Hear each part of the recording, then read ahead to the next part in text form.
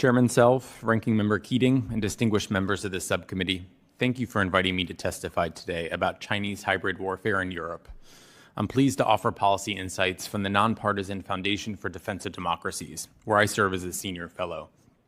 In my view, China's hybrid warfare strategy is best understood as a campaign to shape European decisions before a crisis, so that when a crisis comes, Beijing faces a more divided, distracted, and dependent continent.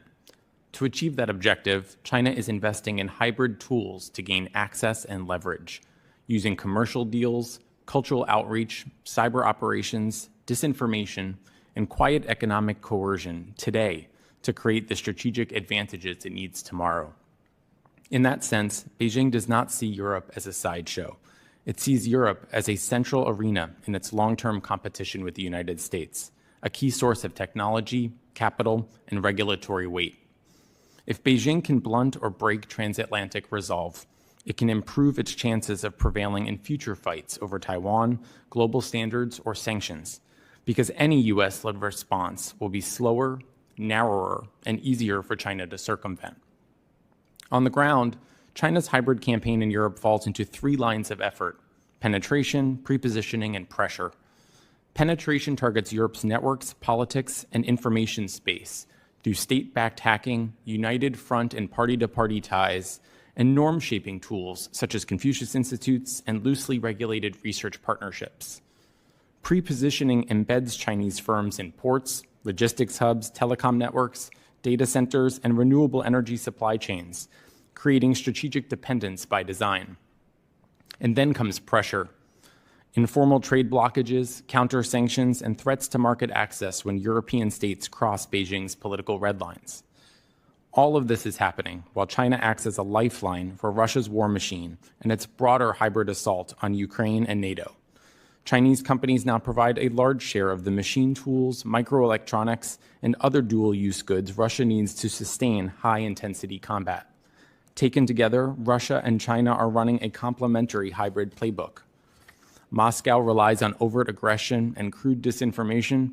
Beijing prefers slow, patient moves, softer influence, and economic leverage wrapped in the language of partnership and peace. At the same time Russian attacks drain European unity and stockpiles, Chinese dependencies make it harder for some governments to absorb the costs of a long struggle. The goal is the same: to corrode confidence, fracture alliances, and normalize a narrative of Western decline. Some European governments have restricted high-risk vendors, tightened investment screening, and have begun to reassess Confucius Institutes. But the broader response is still uneven, especially in ports, telecom networks, supply chains, and research ecosystems. And that unevenness is exactly what Beijing seeks to exploit. So what should we do? In my view, three priorities stand out. First, treat Chinese hybrid warfare in Europe as a frontline China challenge, not a secondary theater. U.S. diplomacy should frame Chinese and Russian hybrid activities as a linked problem, and our embassies and missions to NATO and the EU should raise Chinese cyber activity, economic coercion, and research security whenever they discuss Russia and Ukraine. Second, help Europe reduce their most dangerous dependencies and harden the digital front door against Chinese hybrid threats. Congress can support European efforts to de-risk from Chinese leverage in ports, telecom, and critical minerals, and encourage joint cyber resilience work with European allies. Third, raise the costs for Chinese coercion and support to Russia. Beijing needs to understand that weaponizing trade against European partners or enabling Russia's war will not be cost-free.